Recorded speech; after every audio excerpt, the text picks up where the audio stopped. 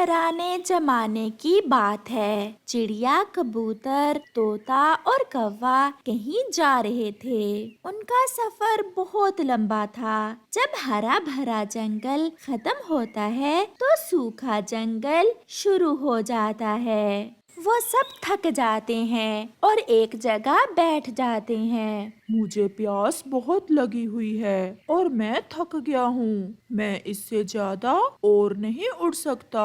अब तो पानी दूसरे जंगल में जाकर ही मिलेगा और हमारा सफर भी लंबा है। चलो हम थोड़ी देर यहाँ खोज करते हैं। हो सकता है हमें इसी जंगल में कुछ खाने और पीने को मिल जाए। जिसे जो भी मिलेगा वो दूसरों के साथ मिल बांट कर खाए पिएगा। ऐसे वो सब अलग अलग दिशा में उड़ते हैं। काफी खोज के बाद कबूतर को एक सूखी हुई नदी के पास एक नारियल का पेड़ दिख जाता है, जिस पर एक नारियल लगा हुआ था। ये फल दिखने में तो बहुत अच्छा लग रहा है। इसका स्वाद भी अच्छा ही होगा। मैं इसे तोड़कर देखता हूँ। फिर कबूतर अपनी चोंच से नारियल को तोड़ने की बहुत कोशिश करता है, मगर वो ऐसा नहीं कर पाता।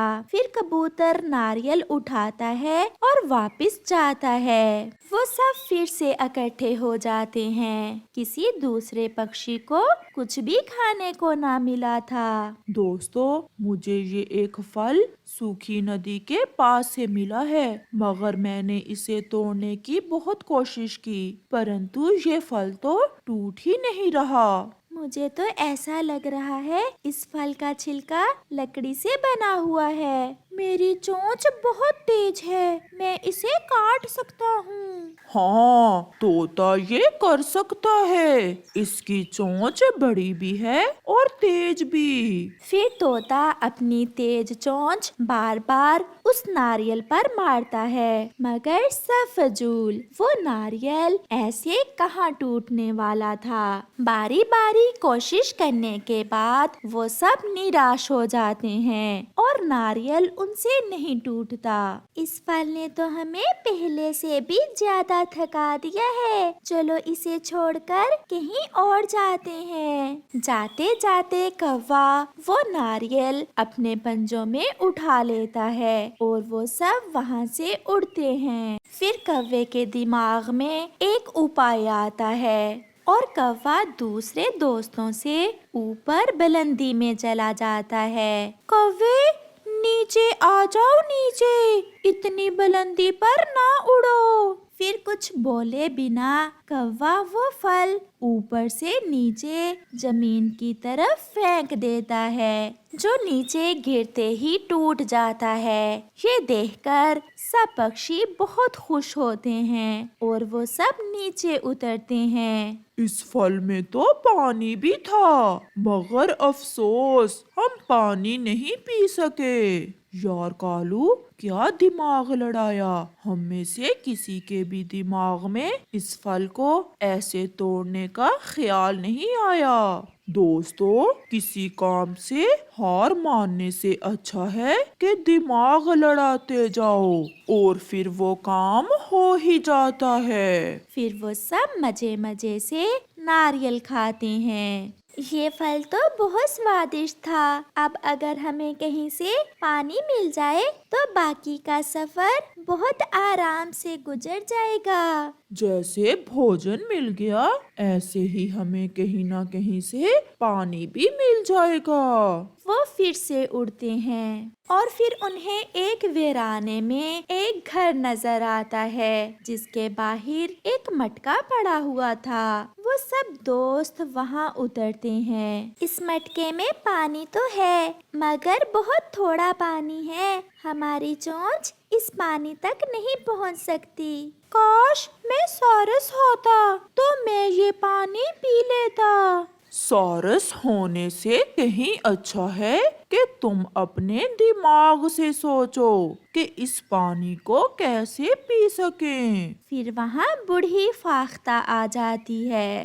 पक्षियों, लगता है पानी की खोज में हो। माँ जी, बहुत प्यास लगी हुई है। हम दूसरे जंगल जा रहे हैं और थके हुए भी हैं। मेरे इस घड़े में पानी तो है, मगर पानी बहुत थोड़ा है। शायद वो आपके काम न आ सके, क्योंकि आप में से किसी की भी चोंच इस पानी तक नहीं पहुंच सकती। फिर कुछ देर के बाद कौवा उछलकर बोलता है, आ गया, आ गया, पानी ऊपर आ गया। मेरे दादाजी ने एक बार ऐसे पानी पिया था। चलो हम भी ट्राई करते हैं। कौवे, कैसे? पानी कैसे ऊपर आएगा? पानी तो वहीं का वहीं है। सब दोस्त जाओ और कंकरियां ला ला कर इस मटके में फेंको।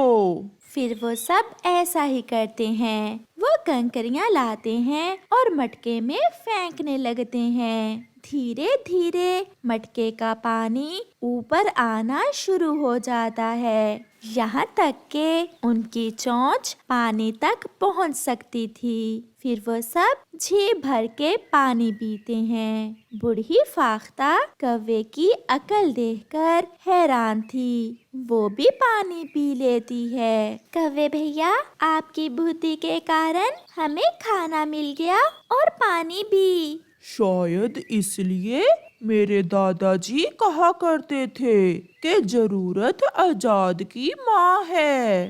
फिर वो सब खुशी खुशी अपना आगे का सफर शुरू करते हैं। चुलबुली बेटी, क्या आज नदी पर नहीं जाओगी आप? माँ, आप मुझे घर पर ही पानी ला दें। वो कौवा बहुत शैतान है। जब भी हम नदी पर जाती हैं, वो हमें देखकर सीटियाँ बजाता है और तरह तरह की बातें करता है। बेटी, हम बेटियाँ इतनी कमजोर नहीं होती कि कोई सीटी बजाए और हम बाहर जाना छोड़ दें। गली में कुत्ते भौंकते रहते हैं और गुजरने वाले गुजर जाते हैं। हाँ, अगर कुत्ता ज्यादा ही भौंके तो अपने पास डंडा रख लेते हैं। माँ, आपने मेरा हौसला बढ़ाया। अब मुझे किसी का डर नहीं है। जिसकी मम्मा इतनी बहादुर हो, वो कैसे कमजोर हो सकती है? फिर चुलबुली अपने घर से निकलती है। वो सीधी नदी पर जाती है। मैं यहाँ हूँ, यहाँ हूँ, यहाँ हूँ, यहाँ। आप मुझे अकेली देखकर हर रोज तंग करते हो। क्या तुम्हारे घर में माँ बहन नहीं है? माँ बहन तो है, मगर वो काली है, तुम्हारी तरह लाल गुलाबी नहीं है। हो हो। बेशरम, बेशरम, दुष्ट कौवा, बुरा कौवा। ऐसा कहते हुए चुलबुली वहाँ से उड़ जाती है। डर गई, बेचारी डर गई। कब तक डरेगी? एक ना एक दिन तो कालू से दोस्ती करना ही पड़ेगी। हो। तो माँ को बताना था।